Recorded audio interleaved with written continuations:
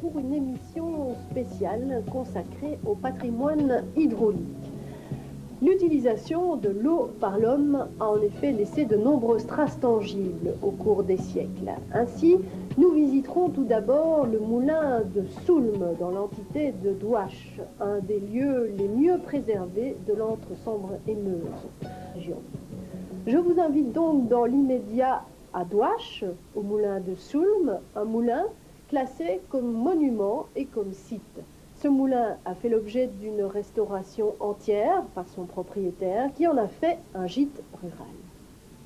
C'est en bordure de l'Hermeton à Soulmes que se trouve cet ancien moulin. Son existence est attestée dès le XVe siècle. Les documents prouvent qu'il existait déjà au XVe siècle. En effet, en 1466, il fut détruit par les troupes bourguignonnes. Et ça figure dans les documents à propos de la destruction de Dinan par les troupes bourguignonnes, puisqu'on a fait un inventaire des destructions. À l'époque, évidemment, il ne se nommait pas le moulin de Soulmes, il s'appelait le moulin de Gossenier, exactement. Et Gossenay, c'est le village voisin où on se trouve du côté de la rive de l'Hermeton, qui se trouve du côté de Gossenay. Dans son état actuel, le moulin date du XVIIe siècle, mais en fait, il a été reconstruit dès le XVIe.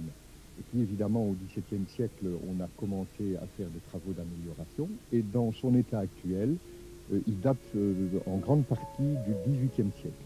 Le moulin doit sa prospérité à un contexte historique qui s'est passé au XVIIe siècle. En effet, à l'époque, c'était Huilleval qui était propriétaire de ce moulin.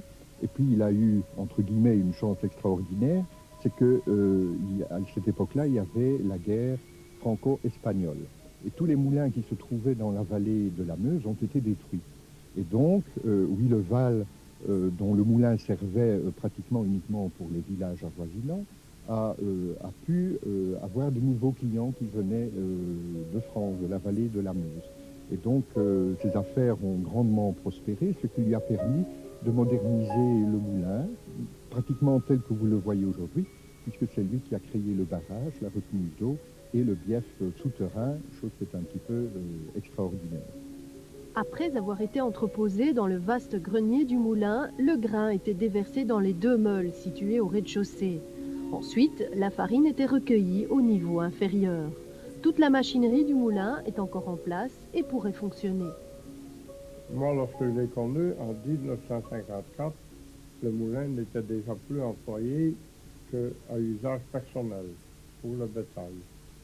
Mais tous les appareils, tout était encore intact et il pouvait encore fonctionner pour la farine, mais seulement faute de rentabilité, manque de clients, donc c'était terminé. Il a arrêté donc de fonctionner pour les gens vers 46-47. Comme moulin à façon. Mais il y a eu une évolution constante parce que pendant la guerre, il fonctionnait en plein rendement, mais avec 2 meules. Alors si on revient plus en arrière, l'époque entre 2 guerres et à la guerre de 14, à ce moment-là, c'était vraiment le type pour l'époque industrielle. Il y avait 3 côtes ouvriers, il y avait 4 meules qui tournaient, et ils tournaient 24 heures sur 24 à cette époque-là. Et les gens, ils avaient un service de distribution et de ramassage à domicile, avec des chevaux, des chariots, et ils allaient jusqu'en France, du côté de Poix, Chaux, de ces côtés-là. Et de l'autre côté, ils allaient jusqu'à Hermeton, Florenne, Rosée, Flavion, tout un réseau. Et en même temps, ils faisaient le commerce d'aliments pour bétail. Les aliments simples, à l'époque, il n'y avait pas de tourteaux. C'était de son, de rebulets, des avoines aplaties pour les chevaux. C'était uniquement des aliments simples. Alors moi, quand je suis arrivé ici, mon beau-père avait déjà de l'âge, donc il m'a mis au courant pour pouvoir moudre pour notre usage personnel, pour le bétail. C'est comme ça que j'ai conduit encore le moulin qui fonctionnait.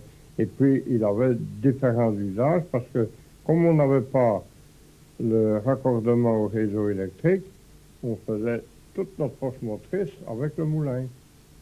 On lâchait les betteraves, on sciait le bois, le chauffage, tout ça avec la roue. Et on faisait l'électricité nous-mêmes avec une dynamo de 130 volts continue, qui, elle, fonctionnait déjà depuis les années 20, certainement, ou bien avant qu'on raccroche le village. C'est un éclairage raisonnable. Sinon, qu'on voyait un peu les hauts et les bas, parce suivant que la roue ne tournait pas bien rond. Hein, quand on arrivait à distance, on voyait la lumière qui vacillait un petit peu par moment. Mais quand on est à l'intérieur, on ne remarquait même pas. La machinerie ici, elle est assez ancienne, elle date de 1794, comme on peut le voir. 1794, comme on voit ici, c'est la dernière partie en date. Donc, la dernière transformation, modernisation qui a été faite. D'ailleurs, on constate déjà quand on regarde les engrenages, qui sont déjà d'un type assez récent. Et l'ancienne partie qui moulait les poutres, je ne sais pas exactement de quelle date, quelle époque elle provient, mais on voit que c'est une construction beaucoup plus rudimentaire, donc beaucoup plus ancienne. Et le barrage, tel qu'il est, il date de 1650. On a retrouvé des dates inscrites sur les pierres, 1650-1654. Ce qu'on présume qu'il aura duré 4 ans pour le construire, parce qu'on a amené là pour construire ça des pierres qui pèsent des tonnes, hein, et tout ça avec les moyens qu'on avait alors, ça aura dû prendre un temps infini. Et alors nous ici, on a